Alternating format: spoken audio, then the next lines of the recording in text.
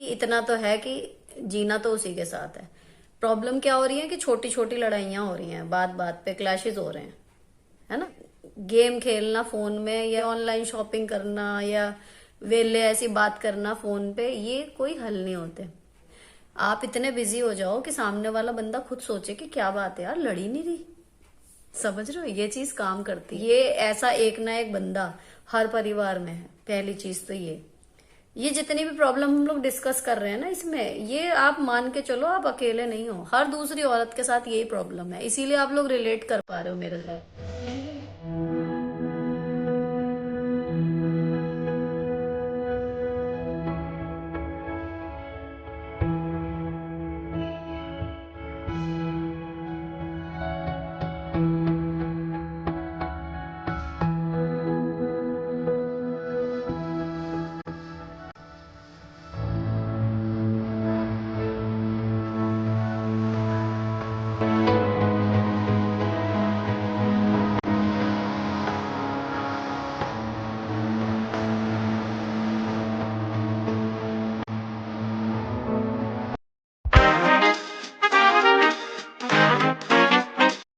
Hello दोस्तों, कैसे हो आप लोग। Welcome back to the channel live life easy. अभी बजे हैं शाम के 7 बजने में 10 मिनट और मैं बनाने जा रही हूँ बेसन वाला कटहल। तो बनाने से पहले इसको काटने का इजी तरीका मैं आपके साथ जो मैं अपनाती हूँ। एक तो आपको लेना है, देखो, सरसों का तेल, ताकि वो चिपक चिपक जो हो जाती है वो ना हो। और चाकू लेना है ये दराती वाला, जिसमें जिगजैग जिगजैग से दांत होते हैं ना, ये वाले। इससे बहुत आसानी से आपका कटहल जो है वो कट जाएगा। इसका ऊपर वाला छिलका भी, बिल्कुल भी दिक्कत आपको इससे नहीं होगी। और सबसे पहले जो है वो सरसों का तेल जरा सा लेके चाकू पे भी लगा लेना है और कटहल पे भी लगा लेना है। तो जो इसमें वाइट वाइट सा वो निकलता है ना, उससे स्टिकी से हो जाते हैं हाथ भी और चाकू भी। वो काफ़ी हद तक जो है चाकू पे भी, मतलब थोड़ा बहुत चाकू पे आएगा, हाथ बिल्कुल नहीं होंगे। अब आपको इसका जो ये हार्ड वाला छिलका है ना, ये दराती से सीधे कटे तो कटे, नहीं तो जिगजैग जिगजैग जैसे आरी चलाते हैं ना, ऐसे आगे पीछे चाकू करके काटो। बहुत इजीली कट जाएगा। जो सिंपल चाकू से बहुत दिक्कत लगती है, इससे आराम से कट जाएगा। इवन ये ब्लैक कलर का जिगजैग वाला चाकू मैंने लिया हुआ है केवल इसी के लिए। इस तरीके की चीज़ें इससे आराम से कट जाती हैं। ये मैंने कर लिया। इसमें देखो छिलका अलग। अब इसका गूदा जो है, कुछ लोग ज़्यादा मोटा खाते हैं, कुछ लोग पतला खाते हैं, सबकी अपनी अपनी चॉइस है। और ये जो इसका अंदर वाला पोर्शन है, ये भी मेरे यहाँ तो ज़्यादातर जो है वो कट जाएगा। कोई बहुत ही सॉफ्ट होता है तो बना लेते हैं, नहीं तो बस जो बीच का पोर्शन है मेन, ये सब्जी में यूज़ होगा। अब ये छोटे पीस हो गए ना थोड़े से, अब इनको इस तरीके से देखो काट लेंगे। तो केवल ऊपर और नीचे एक एक कट लगाने की ज़रूरत होती है। जो बीच का गूदा होता है वो तो हाथ से ही, मतलब आप फाड़ो उसको तो वो हो जाएगा 2 टुकड़े। और जैसा मैंने बताया, ये ऊपर नीचे का सबका अपनी अपनी चॉइस है, कितना हिस्सा आप लोग खाना पसंद करते हो। अब इसमें जो है पहला टुकड़ा जो है वो मैंने पहले निकाल के बीज देख लिए थे इसके। तो अगर बीज का जो छिलका है वो हार्ड नहीं है तो आप बीज समेत ऐसे ही बना लो। लेकिन अगर उसका हार्ड है तो मेरी सासू माँ से मैंने जो सीखा है वो, इसको भी हम छील के अलग कर लिया करते थे ताकि बीज जो है वो खाए जाए। लेकिन इसका छिलका बिल्कुल सॉफ्ट था तो बीज छीलने का काम मेरा बच गया। और इसको देखो बस ऊपर ऊपर से कट लगा दिए और बाकी जो है मैं हाथ में पकड़ के इसको हाथ से इस तरीके से चीर चीर के ऐसे अलग कर दूंगी। अच्छा, जितने छोटे पीस कर रही हूँ इनमें से भी मतलब मैं 2 करूँगी। उसके पीछे रीज़न और टेक्निक मेरी सासू माँ की यही है कि वो हमेशा खाने की चीज़ें इस तरीके के साइज़ में काट के बनाती थी कि बच्चे बड़े सब आसानी से खा लें। हमारे यहाँ बनता था ना, बहुत बड़ा बड़ा पीस बनता था तो हम तो उसमें घूमते रह जाते थे। तो ये मैंने काट लिया। इसके बाद अच्छे से इसको टैप वाटर में धो लिया। धोने के बाद इसमें कुकर में डाल दिया और इसमें लगाऊंगी मैं 2 सीटी, क्योंकि मेरे कुकर में जल्दी आ जाती हैं। और इसमें मिला के रखना है ज़रा सा नमक, बस और कुछ नहीं। थोड़ा सा पानी डाला, नमक डाला और इसको मैंने रख दिया गैस पे। इसमें लगेगी सीटी। 7 बजे हैं तो अभी मेरे हस्बैंड का भी आने का टाइम हो रहा है। इतने ये कटहल में सीटी आ रही है, इतने मैं इसके छौंकने के लिए प्याज मैंने एक बड़ी सी चॉप कर ली है। और जी इसमें जाएगा थोड़ा सा अदरक और लहसुन। तो अगर आपके पास रेडीमेड जिंजर गार्लिक पेस्ट है तो आप वो यूज़ कर सकते हो और स्मूथ बन जाएगा। मेरे पास वो नहीं है तो मैं ये जो कूटने वाली होती है अदरक वाली, इसमें लहसुन और अदरक जो है उसके टुकड़े करके बारीक बारीक इसमें कूट लूँगी, जितना कुटेगा। और बिल्कुल पेस्ट तो इसमें नहीं बन पाएगा, लेकिन अच्छे से जितना कूट सकता है उतना कूट लूँगी तो फ्लेवर आ जाएगा अच्छा सा। तो जो ताज़ा पिसा जाता है ना, इसका स्वाद अलग ही आता है। जो पैकेट वाला होता है उससे थोड़ा सा इन्हेंस इसमें ज़्यादा लगता है टेस्ट जो है। तो ये सारी चीज़ें जो हैं वो कट पिट के तैयार हो गई और इधर इसमें लग गई सीटी, प्रेशर भी निकल गया और इसकी देखो रबड़ भी निकल गई अंदर। लेकिन ये है कि अब ये गल गया है तो कम टाइम लगता है। मेरी सासू माँ जब बेसन का कटहल बनाती हैं वो पूरा बेसन मतलब भून के और कटहल उसी में गलाती थी, तो उसमें टाइम ज़्यादा लगता है। अब मैं 2 बार से ऐसे ही बना रही हूँ। तो मैंने चढ़ा लिया लोहे वाली कढ़ाई, उसमें डाल लिया सरसों का तेल और जो बॉइल्ड कटहल है उसको पहले डीप फ्राई कर लिया अच्छे से, तो इसका स्वाद जो है वो और बढ़ जाएगा। और अब इसको जो है थोड़ा सा टाइम लगेगा, मतलब 5 से 7 मिनट लग जाएंगे अच्छे से, लेकिन ये अच्छे से फ्राई हो जाएगा, करारा नहीं होगा लेकिन फ्राई हो जाएगा तरीके से। और जब ये अच्छे से फ्राई हो जाए उसके बाद आप इसको निकाल लो एक अलग प्लेट में, और इसमें इतना तेल बच जाएगा तो हम जो सब्जी छौंकेंगे वो उसी तेल में छौंक देंगे। तो अब ये देखो कटहल जो हैं इसके पीसीस हो चुके हैं फ्राई, तो इनको मैंने निकाल लिया प्लेट में। और निकालने के बाद इसी तेल में जो अब ये इसी का तेल बचा हुआ है इसमें डाल दिया मैंने थोड़ा सा जीरा, थोड़ी सी हींग और जो चॉप की थी प्याज बारीक वाली वो। जब थोड़ी सी प्याज ये ट्रांसलूसेंट सी हो जाएगी, थोड़ा सा भुन जाएगी प्याज, उसके बाद डालेंगे लहसुन अदरक, इसके साथ नहीं डालेंगे।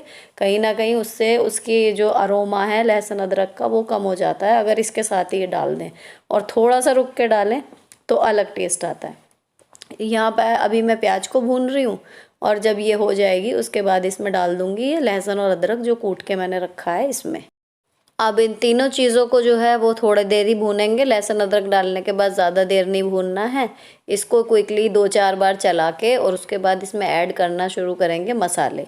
अब मसालों में क्या क्या जाएगा, सबसे पहले जाएगी हल्दी, और मेरे हस्बैंड की फरमाइश थी कि थोड़ा स्पाइसी सा बनाना। दूसरे नंबर पे जाएगी धनिया पाउडर, और जी लाल मिर्च रोज़ जितने डालती हूँ सब्जी में उसके हिसाब से थोड़ी सी ज़्यादा डाली है, और किचन किंग भी थोड़ा सा ज़्यादा डाला है क्योंकि या तो सब्जी मसाला इसमें डले या कुछ और, तो किचन किंग थोड़ा ज़्यादा डाला है। थोड़ा सा डाला है जीरा पाउडर और ये डाला है गरम मसाला। अब ये सब डलने के बाद एंड में डाला है नमक। तो मेरे हस्बैंड ऑफिस से आ चुके हैं और वो अपनी पाक कला का प्रदर्शन कर रहे हैं, तो कड़छी वो चला रहे हैं। अब जब मसाला वो भुन गया तो मैंने इसमें 2 चम्मच डाला है बेसन। अच्छा, मेरी सासू माँ जो बनाती हूँ बेसन की प्रॉपर ग्रेवी सी बनती है तो ज़्यादा बेसन डलता है, मैं थोड़ा सा अलग तरीके से बना रही हूँ। अब इसमें मैंने बेसन जो है वो मतलब 2-4 बार मतलब ये भून सा लिया कि बेसन भुन जाए, कच्चापन ना रहे उसमें, और उसके बाद इसमें ऐड कर दिया ये हमने अपना फ्राई हुआ हुआ कटहल। अब ये फ्राई करने के बाद थोड़ी देर 1 से 1.5 मिनट इसको अच्छे से मिला लेना है ताकि जितने भी मसाले हैं वो खाली नमक में उबला हुआ हमारा कटहल है उसके अंदर थोड़े से रच बस जाएं। और जब ये हो जाएगा अच्छी तरीके से सौटे तो इसमें थोड़ा सा मिला देंगे पानी। अब ये जो कटहल बनेगा ये रसे वाला नहीं बनेगा, लेकिन बिल्कुल ऐसा ड्राई भी नहीं बनेगा कि बिल्कुल सूखा सूखा, हल्का सा लुटपुटा सा जिसे कहते हैं वैसा सा बनेगा। यहाँ मैंने पानी डाल दिया, थोड़ा थोड़ा पानी डाल रही हूँ और चलाती जा रही हूँ ताकि सारी जगह इक्वल तरीके से बेसन और मसाले जो हैं वो मिक्स हो जाएं सब्जी में। अब इसको चलाने के बाद बस इतना करेंगे और ज़्यादा पानी नहीं डालूँगी।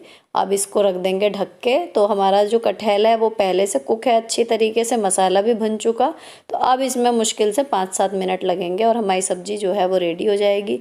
इन 5-7 मिनट में मैंने छान लिया आटा और गूँथ लिया, तो मेरे हस्बैंड ने ढक्कन उठा के इसको दोबारा चलाया। अब ये सब्ज़ी देखो बिल्कुल खाने के लिए तैयार है, कितनी रिच सी बनी है। और आज सब्ज़ी ना मतलब सच में यार ट्राई करना, बहुत बढ़िया बनी थी एकदम, मतलब अच्छी। बच्चे जो हैं कटहल अम्मा के हाथ का बहुत उन्हें पसंद है, तो इसीलिए जल्दी बना था, मम्मी ने बना के भिजवाया था, तो आज वाला भी पसंद आया बहुत। सबने एक एक रोटी एक्स्ट्रा खाई है आज। और इसमें डाल दिया हरा धनिया काट के, सब्जी हो गई रेडी। आटा गूँथा रखा है, 8 बजने में 10 मिनट हैं, तो अब मैं फटाफट से सेकूँगी रोटी और आप देखो डिटेल में सब्जी, मतलब अच्छी ही बनी थी। और अब ये बच गई है तो ये कल भी खाई जाएगी। थोड़ी सी बच गई थी, आधी के करीब खा ली थी, आधी से थोड़ी सी ज़्यादा, थोड़ी सी बच गई थी। और बच्चे मेरे पढ़ रहे हैं क्योंकि फाइनल टर्म आ गए हैं सिर पे और कल इनका हिंदी का है, तो ये लगातार याद कर रही हैं। इनको भी मैं इंस्ट्रक्शन देती जा रही हूँ और मैं सेक रही हूँ रोटी। तो रोटी प्याज काट ली है, यह दही वाली चटनी है और कटहल की सब्जी, ये हमारा डिनर होगा। टीवी टाइम चल रहा है, अब मैं भी जा रही हूँ खाना खाने के लिए। खाना खाने के बाद साफ़ करूँगी ये किचन जो फैली हुई है। तो मैंने अभी एक नया शो एक्सप्लोर किया है। एक्चुअली मुझे ट्विलाइट मूवी बहुत पसंद थी, तो उसी के ऊपर कुछ कुछ कॉन्सेप्ट है, तो ये इसमें भेड़िए भेड़िए बने हुए हैं। अगर ज़्यादा पागलपंती ना दिखाई ना तो मुझे इसमें जो लड़का है वो इमली में आदित्य बना हुआ था वो पसंद है, उसकी वजह से देख रही हूँ। और दूसरा ट्विलाइट वाली कहानी है काफ़ी हद तक, तो इस वजह से देख रही हूँ। तो 2-4 एपिसोड देखते हैं कैसा होगा। आज पहला शो था इसका तो वो मैंने देखा। मंडे से स्टार्ट हुआ था लेकिन वूट पे मैंने आज से देखना शुरू किया है, तो आपको ज़रूर बताऊंगी कैसा लगा।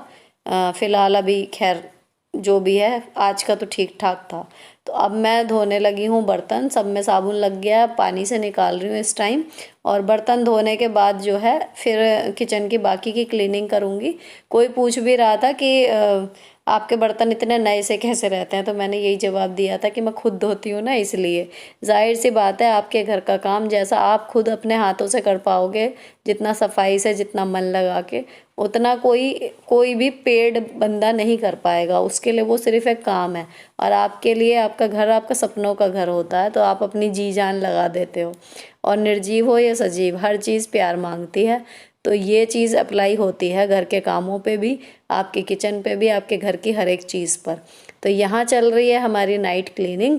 तो यहाँ जितना भी काउंटर पे सामान है, ईच एंड एवरीथिंग इस टाइम पे हाथ लग जाता है। तो किचन जो है वो डेली में फैली भले रहे लेकिन गंदी नहीं रहती, क्योंकि दिन भर में आधे से ज़्यादा टाइम में होती ही नहीं हूँ, तो फैल तो जाती है नो डाउट। लेकिन जब क्लीन करती हूँ ना, तो अगर आप रात में इतना जितना अब मैं कर रही हूँ इतना अगर आप डेली कर दें तो आपकी किचन कभी भी इतनी गंदी नहीं होगी कि जिस दिन आप साफ़ करने बैठे उस दिन वो पूरा दिन ले जाए। तो यहाँ पर मैंने गैस स्टव जो है वो साफ़ कर दिया।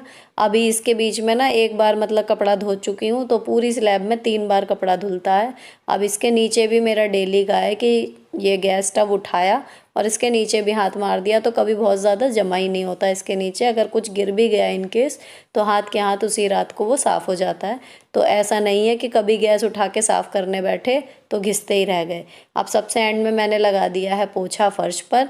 इस पोछे को धो के यहाँ पर डालूंगी और उसके बाद जो है हमारी किचन हो गई चकाचक। अब रह गया है काम, एक तो बच्चों को दूध देना है, तो वो दूध यहाँ पर गर्म हो रहा है। और पानी की बोतल में पानी ख़त्म हो गया, थोड़ा सा गर्म पानी कर रही हूँ ताकि उसको पिया जा सके। अब जो मैं डस्टिंग करती हूँ वो करती हूँ टुकड़ों में, लेकिन करती शाम को ही हूँ। तो बेडरूम और पिंक रूम जो है बच्चों वाला, वो मैंने जब मैं उठी थी इन्हें पढ़ाने के बाद थोड़ी देर लेट गई थी, उसके बाद जब मैं उठी थी ना तो मैंने तब कर दिया था। लॉबी ऐसा है कि सब लोग खाना खाते हैं और देर तक यहाँ पर रहते हैं, तो अगर मैं इसको शाम के टाइम कर दूँ दीपक वीपक जलाने से पहले, तो ये रात तक दोबारा फैल ही जाती है।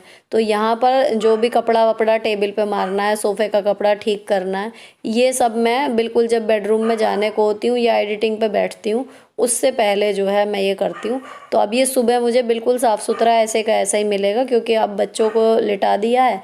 अभी इनको ना रोई को थोड़ा सा आज ठीक नहीं फील हो रहा, इनफैक्ट आज स्कूल से भी जल्दी आ गई थी, तो उसको थोड़ा दवाई ववाई दे के मतलब लिटाया है।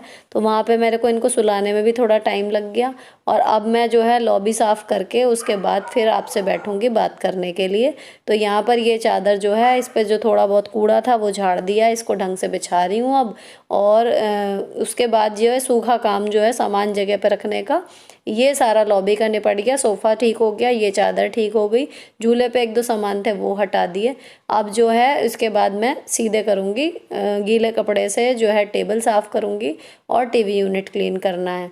और बाकी जी झूले पे हल्का सा हाथ लगता है कपड़े का, बेसिन साफ़ होती है, ये काम रहता है लॉबी में जो काम सफाई का रहता है।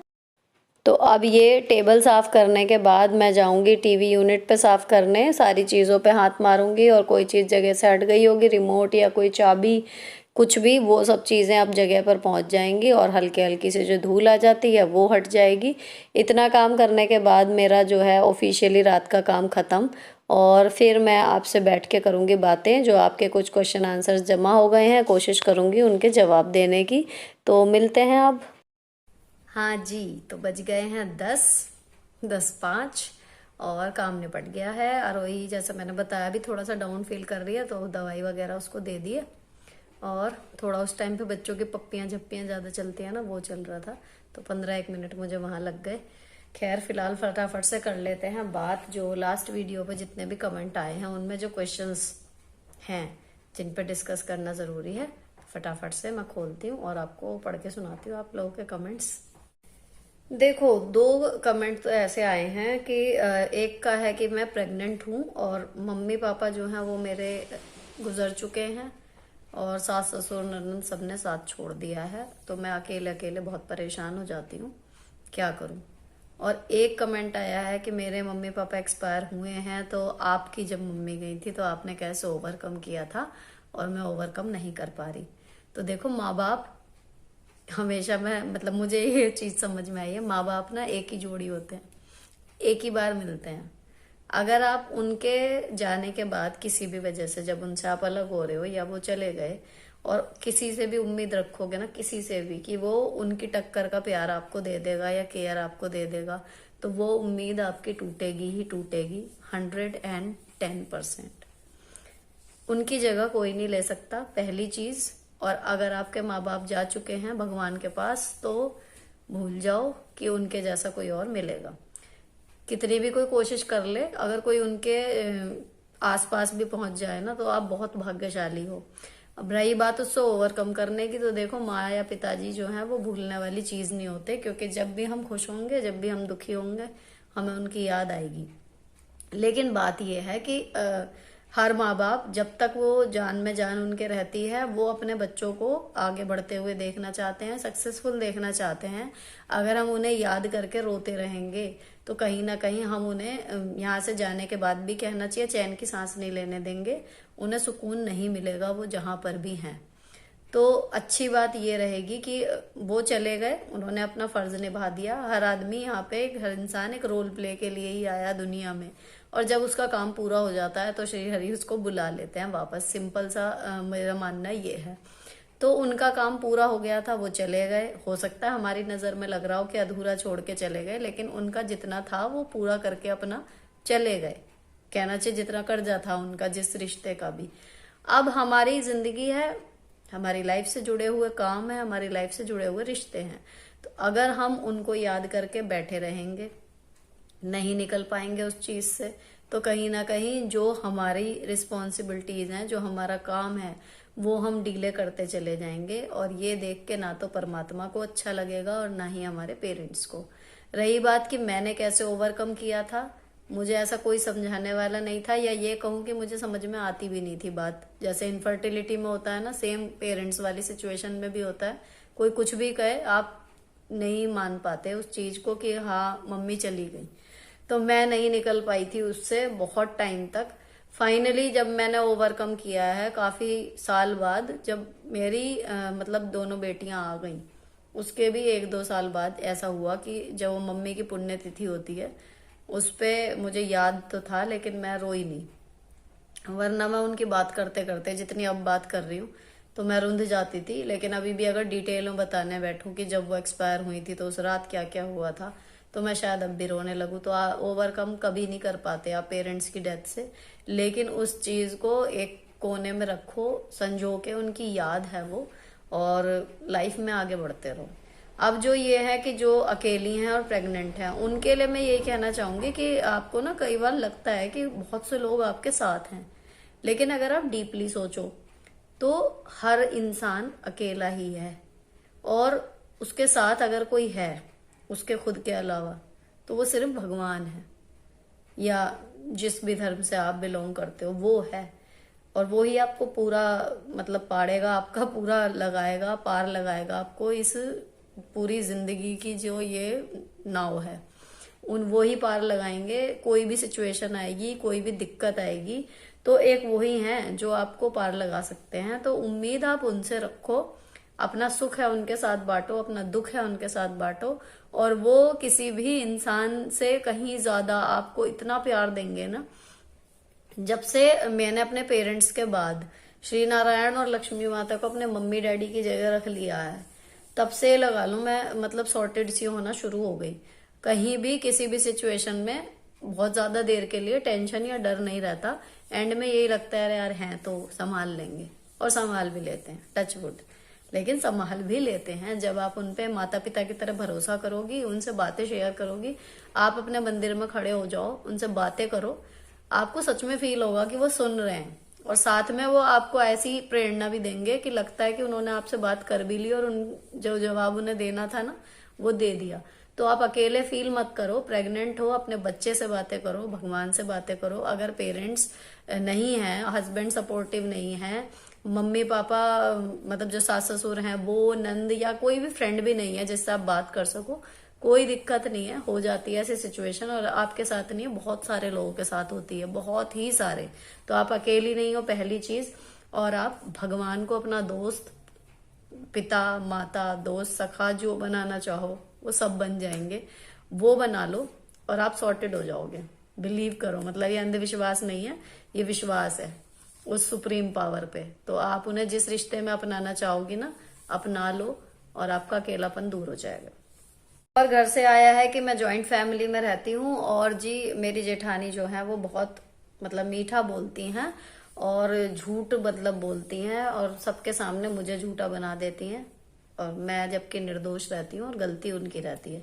लेकिन मैं चाह के भी अपनी सच्चाई सामने नहीं ला पाती, साबित नहीं कर पाती। इस तरीके का क्वेश्चन आया है, तो मैंने उनको रिटर्न में भी दिया था, क्योंकि सुन के मुझे लगा कि यार बंदी परेशान है। इंस्टेंटली मैंने उनको रिप्लाई भी किया, और अब भी बताना चाह रही हूँ कि ये ऐसा एक ना एक बंदा हर परिवार में है। पहली चीज तो ये जितनी भी प्रॉब्लम हम लोग डिस्कस कर रहे हैं ना, इसमें ये आप मान के चलो, आप अकेले नहीं हो। हर दूसरी औरत के साथ यही प्रॉब्लम है, इसीलिए आप लोग रिलेट कर पा रहे हो मेरे साथ। इसीलिए मेरी लाइफ में सब कुछ हुआ है, क्योंकि हर एक के साथ ही होता है, किसी के साथ पहले, किसी के साथ बाद में। रिश्तों के नाम अलग अलग हो सकते हैं, लेकिन सिचुएशन वही आ जाती है बार बार घूम फिर के। तो उसमें क्या होता है कि अगर कोई बंदा चालाक चंट है और आपके साथ कॉन्स्पिरेसी कर रहा है, पॉलिटिक्स खेल रहा है, किचन वाली, घर वाली, तो आपको करना कुछ नहीं है। ये चीजें मैं बताऊं, प्रैक्टिकली बताऊं, ये लॉन्ग टर्म नहीं चलती। आप अपना सीध में चलते रहो, अपने हिस्से का जो काम है वो करते रहो, अपना बेस्ट देते रहो। ये मंजिल नहीं है इन लोगों की नजर में नोबेल प्राइज लेना, अपने ससुराल वालों की या किसी की भी। आप ना कंसिस्टेंसी बनाए रखो अपनी अच्छाई की। कुछ साल बाद, और ज्यादा नहीं, 5-10 साल बाद, 15 साल बाद, मतलब एक लाइफ का एक छोटा सा स्पैम आपने बिता लिया, उसके बाद ना आपकी एक व्यक्तित्व बन जाता है, आपकी एक इमेज बन जाती है। तो जो लोग आपको सामने से नहीं भी कहते ना, पीछे वो लोग भी कहेंगे कि यार ये बढ़िया है, इसका अपना सही है, हिसाब किताब अपने काम में रहती है, सही है ना, किसी की बुराई में ना भलाई में।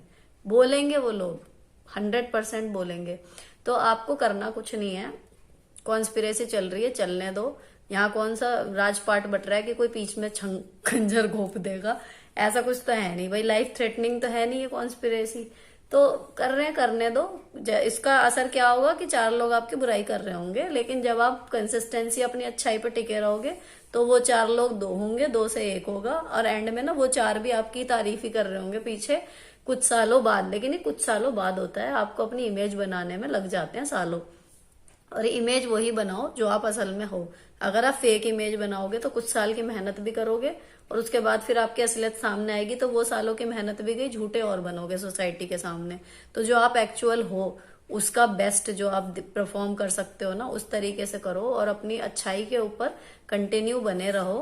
दुनिया आपको पहचानेगी भी, सलाम भी करेगी, और आपकी अच्छाइयों की कदर भी करेगी। चलो जी, एक आया था कि अगर डिप्रेशन और टेंशन की वजह खुद हस्बैंड ही हो, अकेलेपन की वजह खुद हस्बैंड ही हो, बाकी सब ठीक हो, तो क्या करें। तो देखो जी, हस्बैंड को डील करने के 2 तरीके हैं। मेरी हैं 2-3 सहेलियां ऐसी जिनके साथ ये दिक्कत है। टचवुड मेरे साथ तो नहीं है, लेकिन ऐसी है दिक्कत। और स्टार्टिंग में तालमेल बैठाने में ऐसा नहीं है, हमारे यहाँ भी प्रॉब्लम आई थी। लेकिन जब प्रॉब्लम सीधे सीधे आपके लाइफ पार्टनर के साथ है, उनके साथ ही आपके टर्म्स ठीक नहीं बैठ रहे, या फिर उनके बीच में और आपके बीच में झगड़े हो रहे हैं बहुत ज्यादा, तो देखो उसके 2 ही तरीके हैं। वो आप ही दोनों को हल निकालना है। पहली चीज उसका, भाई या तो इतनी बड़ी बातें हैं कि आप साथ रहना ही नहीं चाहते, या फिर यह है कि भाई बातें हैं लेकिन रहना साथ ही है। ठीक है, 2 सिचुएशन हो सकती हैं। अब उसमें क्या है, अगर आप साथ रहना ही नहीं चाहते, आप इस हद तक त्रस्त हो चुके, तो फिर ये मत सोचो कि जी मैं कहाँ जाऊंगी, क्या करूंगी, कैसे करूंगी। वो प्लान फिर आप बना लो कि भाई ठीक है, रहना तो नहीं है इस बंदे के साथ, और फिर क्या, फिर आगे की अपने आप बनेगी सिचुएशन, जैसे भी बनेगी। लेकिन ये है कि टॉक्सिक रिलेशनशिप में रहने से अच्छा आप निकल जाओ। अच्छा, ये बहुत आगे की बात है, ठीक है ना। तो आपके घर के लोग भी यही सलाह देंगे, मैं भी यही सलाह दूंगी कि जो रिश्ता आपके पास है, पहले उसको कोशिश करो संजोने की, संभालने की। अगर सारी कोशिशें फेल हो जाती हैं, जब वो आखिरी ऑप्शन है उस रिश्ते में से निकलना। अगर आप उनके साथ रहना है, मतलब ये है कि जाना तो नहीं है छोड़ के, डिवोर्स कोई ऑप्शन नहीं है आपकी नजर में, अलग नहीं होना, बच्चे भी रीजन हो सकते हैं, फाइनेंशियल सिक्योरिटी कुछ भी। अब आपने ये सोच लिया कि भाई रहना तो इसी बंदे के साथ है लेकिन निभा हो नहीं रहा। अब रहना है यानी कि इतना तो है कि जीना तो उसी के साथ है। प्रॉब्लम क्या हो रही है कि छोटी छोटी लड़ाइयां हो रही हैं, बात बात पे क्लैशेस हो रहे हैं, है ना। वो चेंज होने को तैयार नहीं, आप चेंज होने को तैयार नहीं, लड़ाइयां हो रही हैं, ये सिचुएशन आ गई। और वो आप डेली जितना डिस्कस कर रहे हो उतनी जल्दी वो और बढ़ती जा रही है। समझ रहे हो, ये चीज होती है ज्यादातर में, जो 10 में से 8 रिलेशंस में है, वो ये है कि अलग नहीं होना है, प्यार तो है, साथ भी रहना है, बच्चे भी हैं, सब कुछ है, लेकिन छोटी छोटी चीजों में क्लैशेस हो रहे हैं। जो स्टार्टिंग में बड़ा रोमांटिक सा सब कुछ था, लेकिन एंड आते आते बेकार सा हो गया। उसमें आप क्या कर सकते हो, देखो अपने आप को ना, छोटी सी बात है लेकिन अपने आप को बिजी रखना स्टार्ट कर दो, सुपर बिजी। अगर आप पहले से ही बिजी हो, भाई बच्चे हैं, घर हैं, आप बिजी होंगे, ऑब्वियसली आप बिजी होंगे, दुनिया भर के काम होते हैं, लेकिन आप किसी क्रिएटिव चीज में जुड़ जाओ, किसी भी चीज में जो आपको खुशी देती हो। अच्छा, गेम खेलना फोन में, या कहना चाहिए ऑनलाइन शॉपिंग करना, या वेले ऐसी बात करना फोन पे, ये कोई हल नहीं होते मेरे हिसाब से। कुछ आप क्रिएटिव करो या कुछ नया सीखो, कोई नई जगह एक्सप्लोर करो। तो नई जगह एक्सप्लोर करने के लिए भी फैमिली सपोर्ट, पैसा, सब कुछ चाहिए, लेकिन 2 चीजें हैं कि क्रिएटिव कर सकते हो और कुछ नया सीख सकते हो। ऐसी चीजें आपको पॉजिटिव बनाती हैं। आप सोचो जी सुपर बिजी रखने के लिए मैं घर का सारा काम कर लूं और जी मैं वो कर लूं, फोन में गेम खेल लूं, पिक्चरें देख लूं, नहीं होने का आपका माइंड सॉर्टेड। आप पॉजिटिव तभी फील करोगे जब आप कुछ क्रिएटिव करोगे, प्रोडक्टिव बनोगे। आप इतने बिजी हो जाओ कि सामने वाला बंदा खुद सोचे कि क्या बात है यार, लड़ी नहीं रही। समझ रहे हो, ये चीज काम करती है। आप जितना खींचोगे ना उसे, कहना रेत को जितना मुट्ठी में बांधने की कोशिश करोगे वो उतनी निकल जाएगी। और जितना उस बंदे को फ्री छोड़ दोगे ना आप, तो धीरे धीरे मे भी, अगर आपके मन में दोनों के है सच्चा प्यार जो कभी था, वो वापस आ जाएगा, रिवाइव हो जाएगा।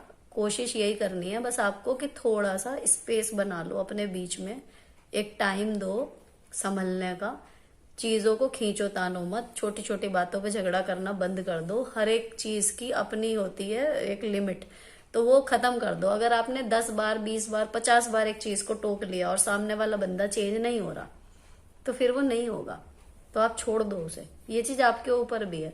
तो दूसरे की पर्सनैलिटी को एज इट इज अगर आप सहसम्मान एक्सेप्ट करेंगे तो वो आपको भी कर लेगा।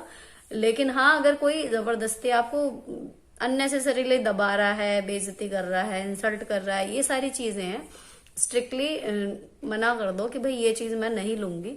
और उसका फिर यही है कि आप मतलब ऐसे हो जाओ कि वो है ही नहीं, आपको दिख ही नहीं रहा।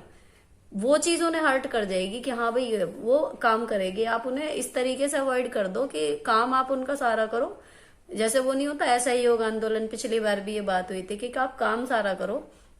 अगर आप पति हैं तो भी, आप पत्नी हैं तो भी, आप अपनी जिम्मेदारियां पूरी निभाओ, लेकिन उनसे एक्सपेक्टेशन बंद कर दो, उनसे शिकायतें करना बंद कर दो, उनसे डिमांड्स करना बंद कर दो। जितना हो सके अपने ऊपर डिपेंडेंट हो जाओ। थोड़े टाइम बाद वापस वो चीज ठीक होने लगेंगी और फिर धीरे धीरे उस बदली हुई पर्सनैलिटी से प्यार करना शुरू करो, उसे बदलने की कोशिश मत करो।